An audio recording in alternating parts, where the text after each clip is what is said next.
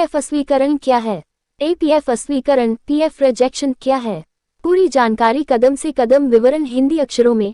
PF या कर्मचारी भविष्य निधि एक महत्वपूर्ण सामाजिक सुरक्षा योजना है जो भारतीय कर्मियों के लिए व्यक्तिगत वित्तीय सुरक्षा प्रदान करती है। पीएफ योजना भारतीय श्रम संघ ईपीएफओ द्वारा संचालित की जाती है और स्वायत्त संगठनों और उद्यमों के लिए अनिवार्य है। इस योजना के तहत उद्योग या संगठन प्रत्येक कर्मचारी के लिए पीएफ खाता खोलने और उसमें नियमित रूप से धनराशि जमा करने के लिए जिम्मेदार होता है। पीएफ योजना का मुख्य उद्देश्य कर्मचारियों को सेवानिवृत्ति के बाद वित्तीय सुरक्षा प्रदान करना है।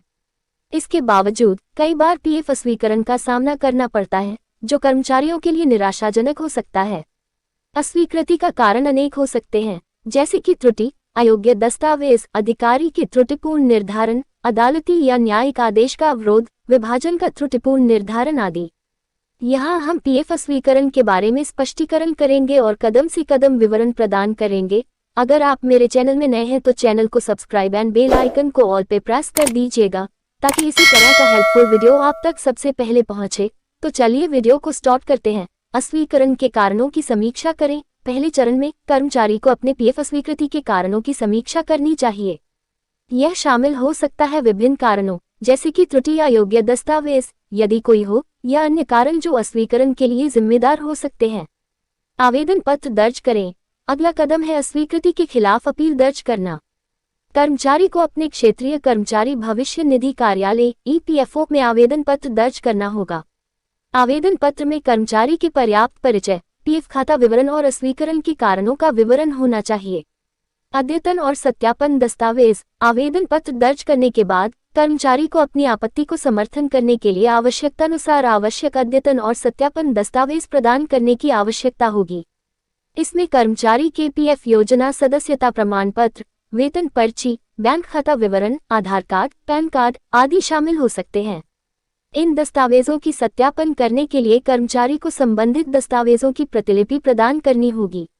अस्वीकृति के खिलाफ अपील करें। आवश्यक दस्तावेजों को सत्यापित करने के बाद कर्मचारी को अपनी अस्वीकृति के खिलाफ अपील करनी चाहिए। इसके लिए वे अपने आवेदन पत्र के साथ क्षेत्रीय ईपीएफओ कार्यालय में जाकर अपील पत्र दर्ज कर सकते हैं। अपील पत्र में सभी समर्थन दस्तावेज शामिल होने चाहिए। परिणाम की प्रतीक्षा करें। अपील पत्र दाखिल करने के बाद कर्मचारी को अस्वीकृति के परिणाम की प्रतीक्षा करनी होगी। ईपीएफओ के कार्यकारी अधिकारी अपील की समीक्षा करेंगे और निर्णय लेंगे। इस प्रक्रिया में समय लग सकता है और कर्मचारी अपील पर निर्णय का पालन करें। अगर अपील स्वीकार की जाती है तो कर्मचारी को अपने पीएफ खाते में निधि जमा की जाने की अनुमति मिलेगी। कर्मचारी को आवश्यक दस्तावेजों की प्रतिलिपि और अन्य आवश्यक विवरण प्रदान करने की आवश्यकता हो सकती है।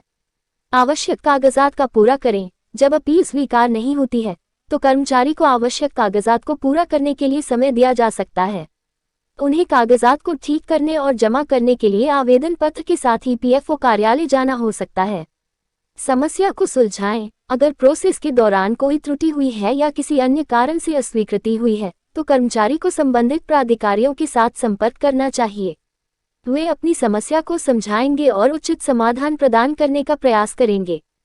पीएफ अस्वीकरण एक व्यापक मुद्दा हो सकता है और इसे संघर्षपूर्ण प्रक्रिया माना जाता है।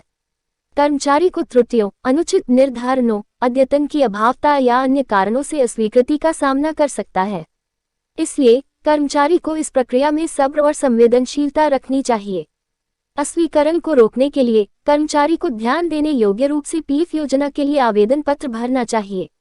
सही और सत्यापित दस्तावेजों को सुनिश्चित करना चाहिए और इसे संघर्षमय प्रक्रिया के दौरान समर्थन करने के लिए सक्षम रहना चाहिए। अस्वीकरण के मामले में कर्मचारी को अपने अधिकारों और प्रक्रिया के बारे में जागरूक रहना चाहिए। वे अपील प्रक्रिया को समझें और आवश्यक सलाह लेने के लिए विशेषज्ञों या वकीलों की सलाह ले सकते हैं। पीएफ अस्वीकरण के खिलाफ लड़ाई में संघर्ष करना आवश्यक हो सकता है, लेकिन धैर्य, जागरूकता और संवेदनशीलता के साथ कर्मचारी अपने अधिकारों की प्राप्ति के लिए संघर्ष कर सकते हैं। पीएफ योजना एक महत्वपूर्ण सुरक्षा योजना है और इसलिए कर्मचारी को अपनी पीएफ अस्वीकृति को लेकर सचेत और जागरूक रहना चाहिए। वे अपने दस्तावेजों की सत्यापन करें, सभी आवश्यक अद्यतन करें और संबंधित प्राधिकारियों या वकीलों की मदद लें यदि आवश्यक हो। संघर्ष की प्रक्रिया में सब्र और संवेदनशीलता रखना अत्यंत महत्वपूर्ण है। पीएफ अस्वीकृति का सामना करना एक व्यक्ति के लिए स्तरशीर्ष और चुनौतीपूर्ण प्रक्रिया हो सकती है। हालांकि संवेदनशीलता, सुरक्षा के अधिकारों की जागरूकता और आवश्यक कदम उठाने के माध्यम से ये संघर्ष अस्वीकृति को परिवर्तित करके कर्मचारी को उचित मान्यता और निधि का प्राप्ति करने में सहायता कर सकता है। अगर आपका कोई सवाल है तो आप बेझिझक कमेंट करके पूछ सकते हैं, और अगर आपको ये जानकारी मददगार लगी हो तो कृपया इसे दूसरों के साथ शेयर करें। आई होप आपको वीडियो में समझ में आ गया होगा। वीडियो अच्छा लगा तो लाइक करें और चैनल को सब्सक्राइब करें। फिर मिलेंगे नेक्स्ट वीडियो में, तब तक के लिए टेक केयर, बाय बाय।